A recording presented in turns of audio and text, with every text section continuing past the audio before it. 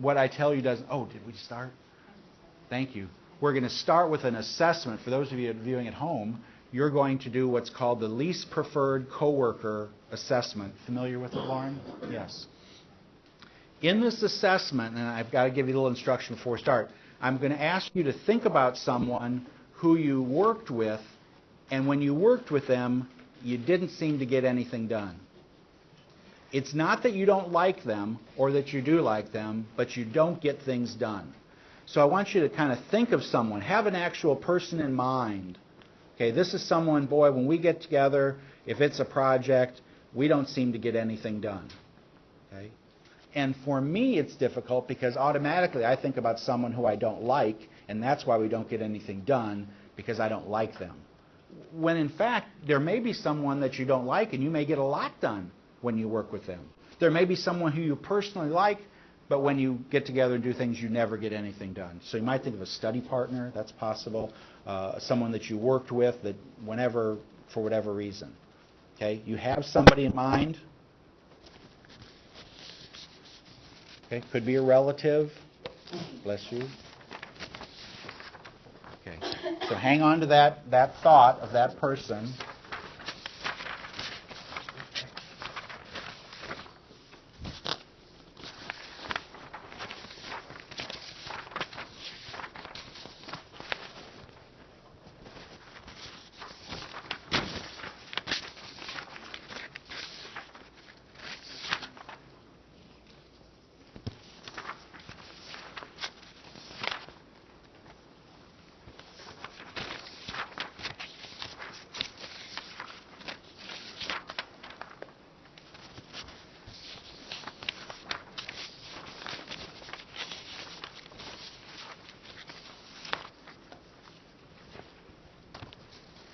So they pulled out the contingency theory chapter. There's no reference. There's no reference to Fiedler's contingency theory anymore.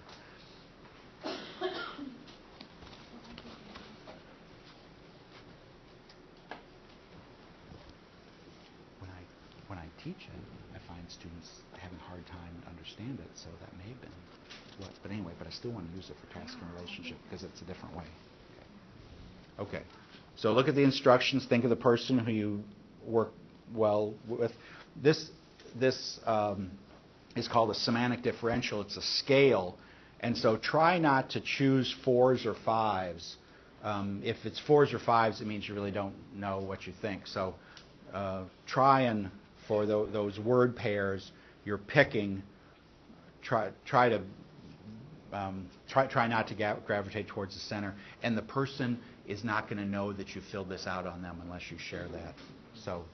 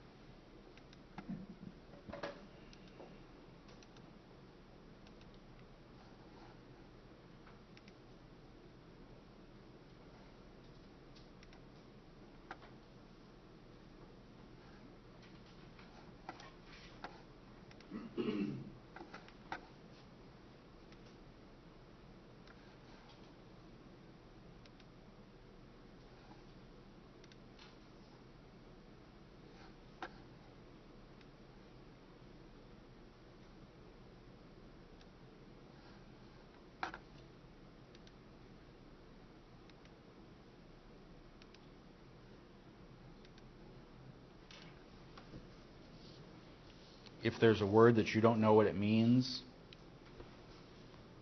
harmonious would be having to do with harmony, getting along.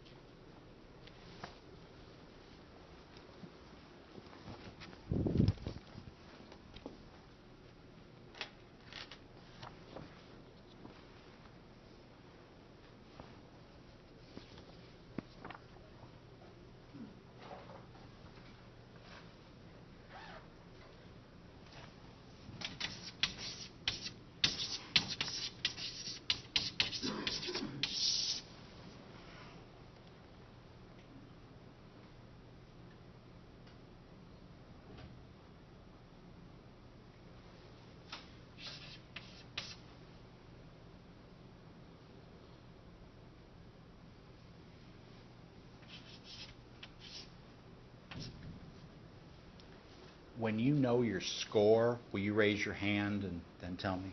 Kelsey? Kelby.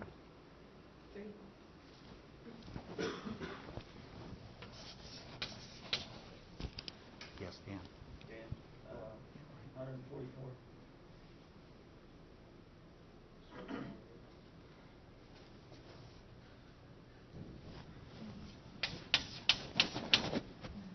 Denver? 63.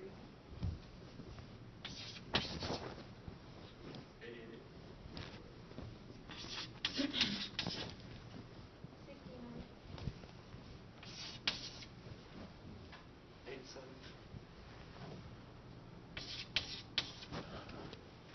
Nate? 47. Were you on? Did you do exercise stuff this morning? Run? I didn't actually. I'm starting that next week Why didn't you do it today? because I'm not like completely in the system yet. I have to go meet with the captain today. Yeah. Like scheduled. I don't really understand it all. He just told me to come in today. Because 6 o'clock, there were about 50 of them out there running stuff. Colston? 46.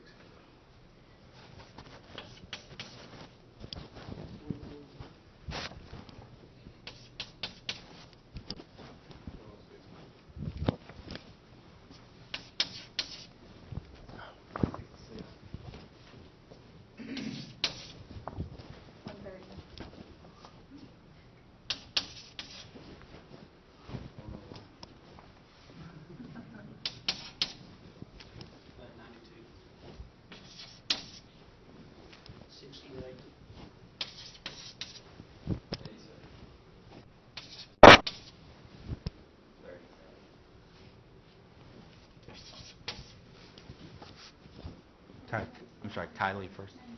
92 and then?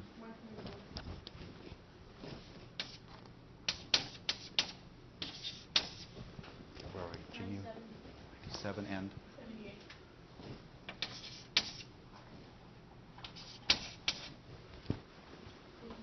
57.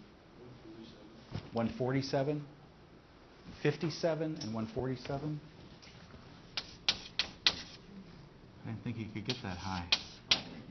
18 times 8 would be what? Okay, check your math. Okay. Now, if you look at the scoring, it tells you, well, it tells you that we're trying to measure your task orientation or your relationship orientation. Okay? And so, what can you say about our distribution? I wasn't anticipating the hundreds ones, but anyone, what can you say about the distribution of our scores? Just some general comment. Would you say we're not terribly homogeneous as a class? Okay. Quite a range. Quite a range. Okay, so just the scores, just looking at the scores, there's quite a range. Okay.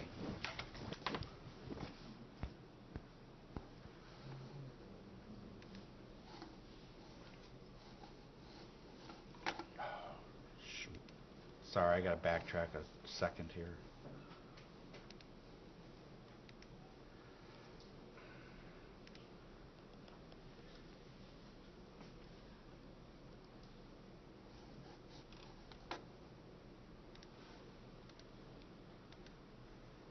Okay. The behavioral approach or the style approach emphasizes what the leader does. Doesn't matter how tall you are, how smart you are, whether you're sociable. All that matters is what the leader's behavior is or what they do. Okay, and again, this is posted for you. And so you want to be able to differentiate these two theories, particularly trait and behavior, because they're very different. And then skill is a little bit different too, but certainly behavior and trait are important to understand the difference. And so we look at these two things. You manage the tasks or you manage the relationships. Okay? Think of teacher as leader. Okay? There's certain things I have to do. I have to give out quizzes and grade them and get feedback from you and be at class on time and have assignments in the syllabus before classes. There's a lot of tasks that a teacher has to do. But there's also a relationship part that has to happen also. Okay? What is that? If the task part is real obvious what I have to do, what's the relationship part? And not necessarily me personally, but teachers. Teacher as the leader of the classroom. If the teacher's not engaged in making relationships with the students aren't going to be excited and willing to learn. They're going to be more like reserved and Can you think of an example of something that a teacher might do to facilitate relationship between students and faculty, between teacher and student? His name's Chance, right? It's only the 6th class period. Dan hurt his hand bowling, I think. Isn't that, you get a bowling injury from that? Dirt bike. Okay, if I was really relationship, I would know that he hurt his hand in dirt bike, not bowling. Might be nice if the teacher knew my name. Okay, 6th class. The only way I can do is hand back papers, so I'm going to work on that some. Go all the way through the class. I don't know, you've seen this in a movie, but also there was the joke, this auditorium of 300 students comes for the final exam, 2-hour exam. A student comes in the last 20 minutes. Okay? Goes up to the instructor, says, my exam. Says, okay. Hands it to him. Student sits back down, works on the exam. Okay? 2 hours left. Everybody else leaves. The student's still working. The student comes up. Here's my exam. And the faculty member says, well, you have a lot of nerve coming in like an hour late and then taking like an hour extra. And the student says, do you know who I am? And the faculty member says, no. And he said, good. And he opens up the stack of papers, throws his in, and runs out. Okay, the instructor had no idea who he was, so he wasn't going to be able to punish him in any way with the grade. He was just like everybody else. Anyway, the idea is that certainly knowing who I am might be something. Anything else beyond that you would say, the relationship part between a student and a faculty member, between a leader and a follower. Anything beyond I know who you are, your name? Is that it? Anything? Making them laugh or smile. I don't know if that has anything to do with learning. But it might make sitting in class a little bit. If I could entertain just a bit. If I might have some knowledge of where you came from, what you brought to the table, can I help you understand this by putting it in terms that you would understand? Okay, might be a relationship. So again, we're talking about teacher-student. What about boss-employee? The task is we got lots to do. Okay, we're making things, we're facilitating things, we're organizing things, but we have a task to do. Okay? But the relationship part is what might make coming to work fun or enjoyable. Is there anything I could do as a leader, as a boss, to make work more enjoyable for you? Anything very specific besides knowing your name, which would be really good, right? Be really good if I know you're just not employee number 465. If I actually knew your name, that would be good. But anything else? Colston? Nothing? There's no dumb answers, just dumb people, right?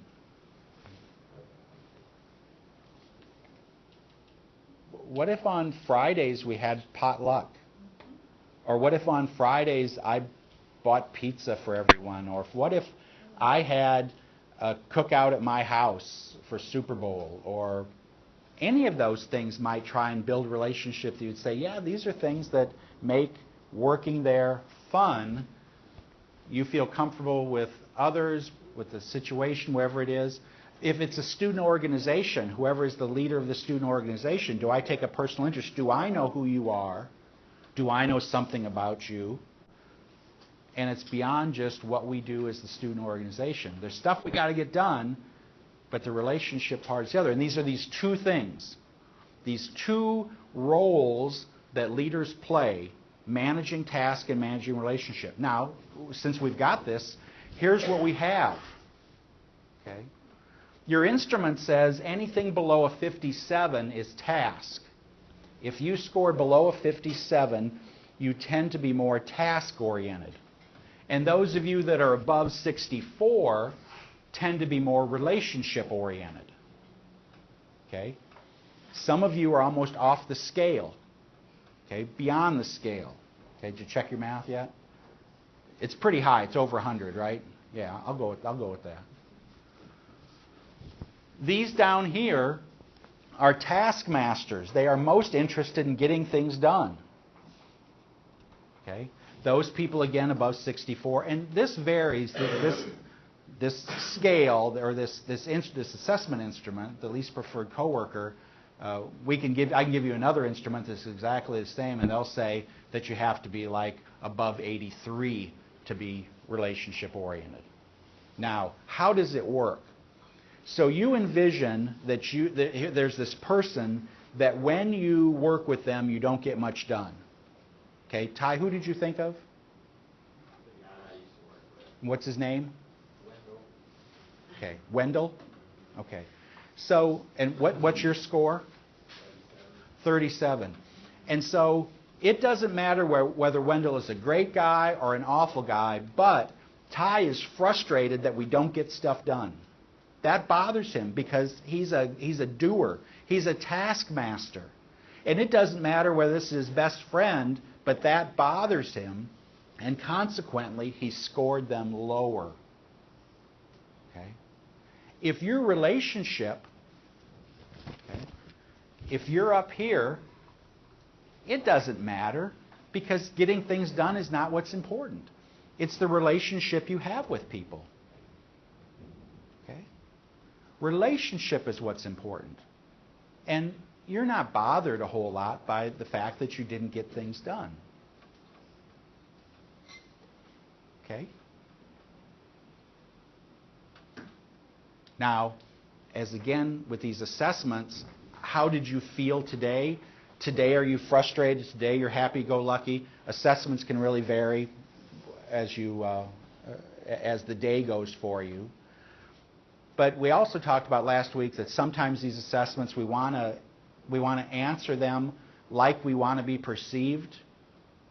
Well, we don't have that with this instrument. With this instrument, we're just thinking about somebody, and we're not thinking about whether we're task or relationship. We're just thinking about this person and scoring them on this scale. So it tries to take that out of the equation.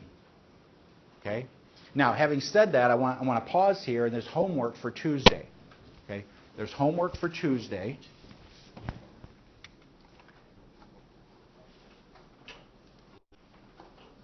And it's under homework. And it's the TP questionnaire. It's on your syllabus. We're just a day behind. So it's on today's, but we're a day behind.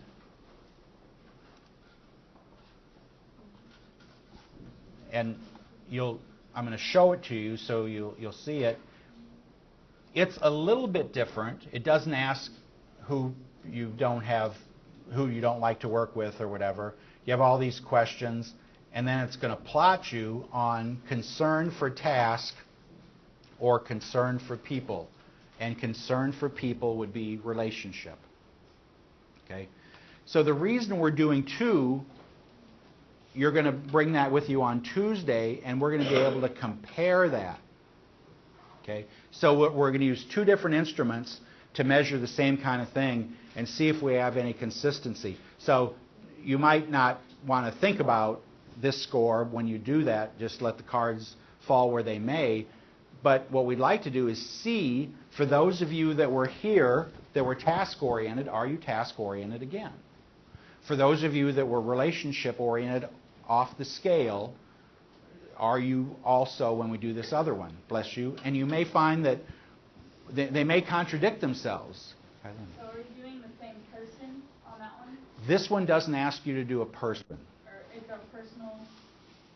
You'll just follow the directions. Okay, but it's not.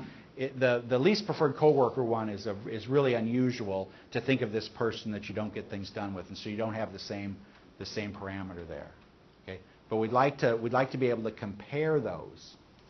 Okay, now having said that, of what value is it for you to know that you are either task oriented or relationship oriented? Allow we to tackle certain tasks maybe in the future. Well, if you're tasked, you're all set. Gives you a direction for your self-regulation. How so? What kind of direction? Let me repeat that. What kind of direction would you need? You're saying it's almost some self-help, right? So how would knowing where you are on that give you some? It would help you with your self-awareness, and then how would it help you for self-regulation, Amber? If you know that you get less done when you're around talkative people, then you have to regulate yourself and make sure that you're not around those people if you want to get something done. Okay. Any other thoughts? Anyone else?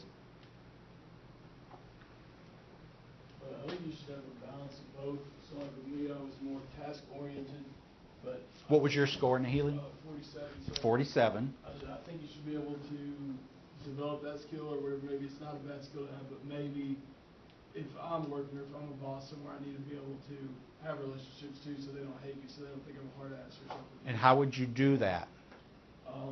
By trying just to be friendly and then develop like positive relationships between myself and people I'm around. So what we're saying is this is an orientation, and you may say, if this is my orientation, maybe I have to force myself to do the relationship part. Now, somebody that was relationship oriented, can you force yourself to do the task part? Yeah, I think we would. Well, you'd say, I need people that I really like to be with, but you'd say, I know that about myself. Think about the employer that is very laxed about when people come into work, and when they take off for work, and when they come back for lunch. Oh, shoot. Okay, and so because what is from the Wizard of Oz? We get to work by 10. We take 2 hours for lunch, and I forget the Munchkins sing that in Emerald City. But anyway, they never work. I forget how that goes. But we don't get anything done. If we don't get anything done, we're all going to be out of work or organization or whatever. Or as students, you'd say, if we never learn anything, I'll be disappointed in the end. Okay, if everything is just about relationship. This Cowboy Challenge thing I'm doing on Tuesday, Thursday morning, I think I'd like to talk about how my body feels when I'm doing these things, not just do them. Anyway. I say, couldn't we talk about burpees instead of doing them? Anyway, that's enough about me. Okay.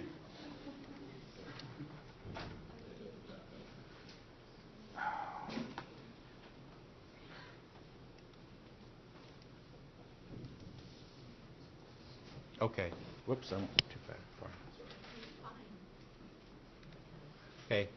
Your text is going to talk about 2 studies that were done in the 50s where this all came from. And I've said before, some of this has stood the test of time. We are still talking about task and relationship stuff, and it goes back to studies that were done at University of Michigan and Ohio State. And this was all after we had studied trait theory and studied the great men, and we were very frustrated with it because, man, this just isn't taking us anywhere. And so these researchers said, maybe it's not who the leader is, maybe it's what they do. And then they studied leaders to figure out what it is they were doing. And they basically boiled them down to these 2 things. They called it initiating structure and consideration. Well, dang, doesn't that sound kind of like initiating structure? I'm making structure for people. Doesn't that kind of sound like task? Okay. And then this other one they called was consideration. I nurture subordinates. I'm considerate of them. Well, that kind of sounds like relationship. So it started with that, and then it was confirmed, and then we looked at, then about the same time, University of Michigan looked at the same thing, and they came up with how they categorized them were people, bosses that were orientated towards the employee, or they were orientated towards production. Dang, same kind of thing.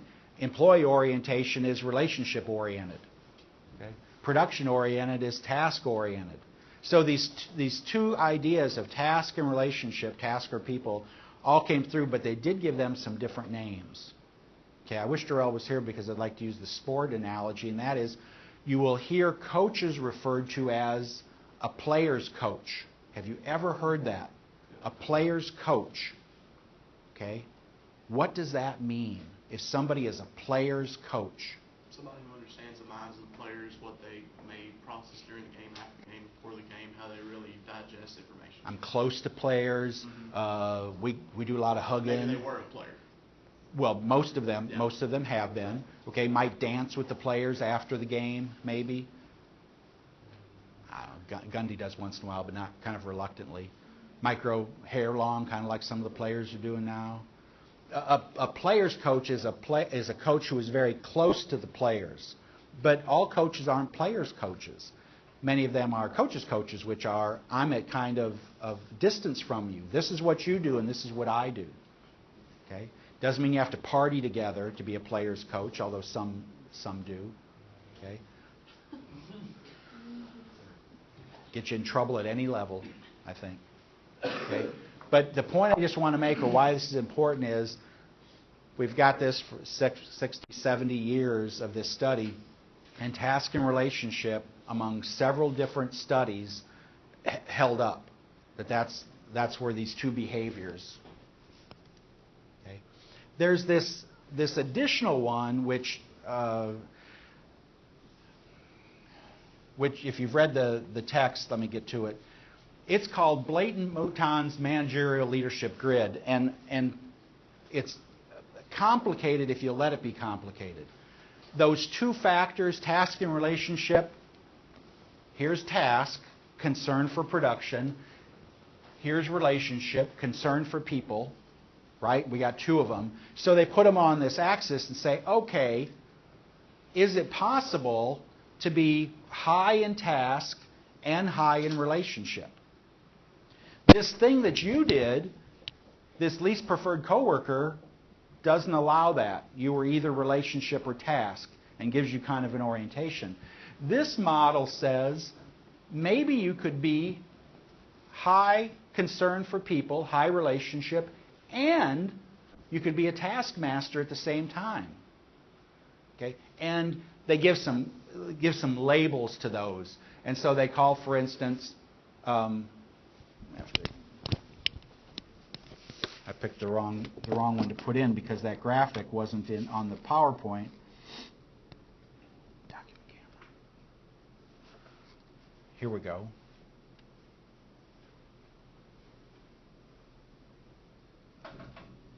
One 9, which is low on task and high in relationship, they call that country club management, which means we just kind of do hands off.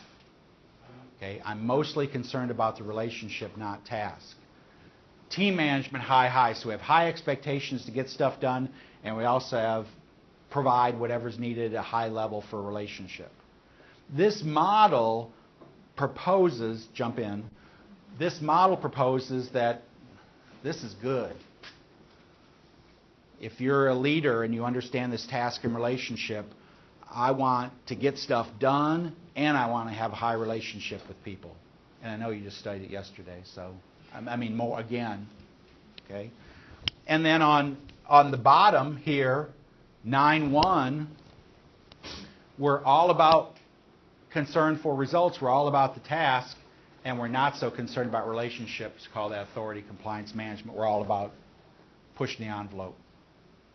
Okay? You don't have to memorize those. What you should understand is someone could be anywhere on there, okay, in terms of relationship and an emphasis towards task. keeping in mind you'd like, so think about it as an instructor. I want an instructor, we learn a lot, we do a lot, is organized, man, we go right to the end, we start fast. But I also want somebody that's going to give me a Thursday morning off once in a while because I know there's lots of things going. Or is going to take an assignment late because they know that I had a car wreck and both arms were lost and I'm going to have to type with my toes. I'd be very, very willing to take a late paper on that because I'm relationship oriented. Okay. The grid just says, and we can give an assessment and see where you might be, but it emphasizes that someone could be high in relationship and high in task. They could also be low on both of those, and that doesn't sound very good either. I'm not getting any leadership, and I'm not for getting things done, and they're not interested in me as a person relationship either. And so if you're in one of those situations, Stephen, I think you're just trying to bug out as fast as you can. Anything you want to add on? I think the big thing, so we did cover this yesterday, did an assessment on it, and we talked about, I like how y'all brought in emotional intelligence earlier, this self-awareness and self-regulation, and we talked about that, you know, if you take the assessment and you score as 1, that doesn't mean that's how you have to be or are always going to be. And I even think about my personal work experience. To be 100% honest, I tend to be a pretty task-oriented person. No. And so going through school, it was really easy to be an authority compliance person because I was just concerned with myself. And as soon as I got into a work environment where I was leading others, I quickly realized the relationship piece to make my job successful so I could do my tasks. I needed to be more relationship oriented. And so it's taken a while, but that's something I've been able to develop. And so now when I take it, I'm not exactly a team leader, but I'm kind of in between team and middle of the road. I mean, so at least gives you hope. Like, you can, through self-awareness, look and regulate some of your behavior. Yeah. Amen? I think so. Yeah. And so there is some value for leadership education programs for people that are in work because it can kind of give them some ideas about maybe I need to change some behaviors. Again, that's if the light bulb wants to change. But sometimes it doesn't, and sometimes people are in denial, and sometimes people don't just even hear the question.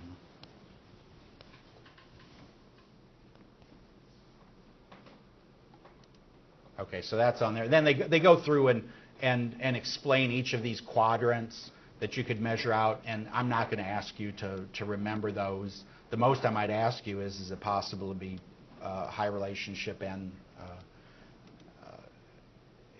high task? And so, just in terms of this approach, this theory that's behavioral, it now takes us out of who the leader is, which we can't change in general. In general, we can't change those things, and moves us into things that we may be able to change. So here, where this is your orientation, whether task or relationship, I may be able to move that some. Because it's what I do, I could do different things. I could force myself. There's a kind of a view of leadership called management by walking around, which says the first hour of any day what the leader should be doing is walking around talking to people. They should be coming around the office, they should stick their head in and say, hey, how are things going? Sit down and say, how's your family? What's up? I mean, to really want to know, not to want to tell their stories. And so the idea is I need to spend time doing that. I need to spend time on the relationship. And that's not a waste of time. And so I'm working on the relationship part. And for some, you say, my gosh, they pay you to do that part? That's an important part of what you do. Penny will tell the story of the first time she had a class. Did she tell us yesterday about graduate class and her course evaluation stunk? Just terrible. And so she went to her major professor and said, I don't know what I'm doing, but the students do not like me. And said, well, what do you do? I go in and I teach class. And said, go in 5 minutes early. And before you go in, make sure you know what the score of the football game was the weekend before. She said, I don't watch football. I said, I don't care. You need to know what the score was, and you need to know what movies are playing. And so you ask, hey, what'd you think of the game? And then when they say something, then you need to at least know that the Aggies won or lost. That would be good. And then you need to be able to talk about Wonder Woman or It or whatever it is. And then you just listen. And she said, I think that's all I did. And that semester my scores went up a full point on a 5-point scale. And she said, I know students didn't learn any more, but they liked me better because I worked on the relationship part. And so there are opportunities for us to work on the relationship part if we want to, if we're convinced that it's important. And we hope that you're convinced that it is. Anyway, it's a framework for assessing behaviors in these 2 dimensions, so that's what you need to know. What we like about it is that it takes us away from things that we couldn't change to things that we can change, and we like that. And it's pretty simple in that aspect, it's task and relationship. There are some criticisms that maybe in some situations you need to be task-oriented, in some situations you need to be more relationship-oriented, and the model doesn't really tell us when that should be. It just says that they might be different in some ways. Okay. Questions? You have homework for Tuesday. It's the TP questionnaire. Come to class with the TP questionnaire in hand. We're going to do an activity called pins and straws or paper and tape, one or the other, whether we have pins or straws or paper and tape. You'll have both of those. Okay. Amber wants to explain a little bit. She turned in an extra credit paper on skill. It was an advice paper from Forbes magazine, and wants to just give us a couple minutes. I've linked it. Let me show you where it is, in case you're interested.